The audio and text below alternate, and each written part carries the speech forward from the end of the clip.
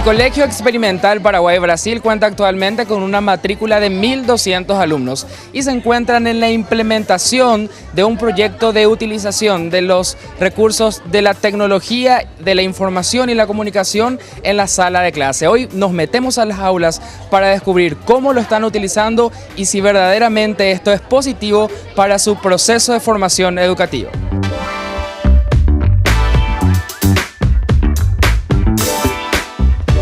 Hace unos años se dio la problemática del uso de celulares dentro de la institución, ¿verdad? Entonces estuvimos viendo la forma de cómo quitar los lados positivos, ¿verdad? Algunos profesores accedieron entonces a hacer uso de celulares para algunas materias, especialmente lengua española, geografía, historia, después de seres humanos, ética, artes y así sucesivamente, ¿verdad? Pero en forma controlada. Vimos la forma en que un docente pueda utilizar dentro del aula. Empezamos entonces con lengua española, el uso de texto, buscar en el diccionario, suponiendo que tengan algún trabajo práctico que hacerlo. ¿Para qué usan el WhatsApp? Usan para cualquier tipo de información. ¿Por qué no sería bueno entonces que usen el WhatsApp, el delegado, para informarle que tienen un tipo de trabajo que entregar, haciendo el recordatorio de sus labores dentro de lo que es el colegio, de sus trabajos prácticos, de la forma de examen y así sucesivamente?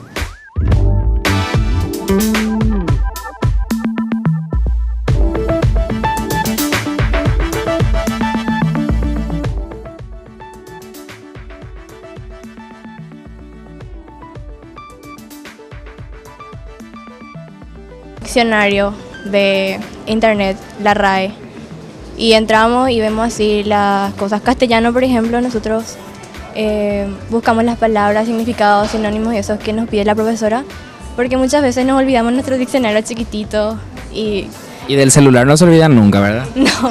Y me ayuda para buscar mejor la información y es más rápido al buscar en línea. El resultado que se puede ver más fácilmente es por lo menos el del acercamiento con los chicos. El solo hecho de que ellos vean la utilización de las nuevas tecnologías y del celular en particular como un medio de aprendizaje es positivo, porque no es algo a lo que hay que tenerle miedo, algo de lo que hay que rehuir, sino que es un material que bien utilizado nos puede ser muy útil para aprender.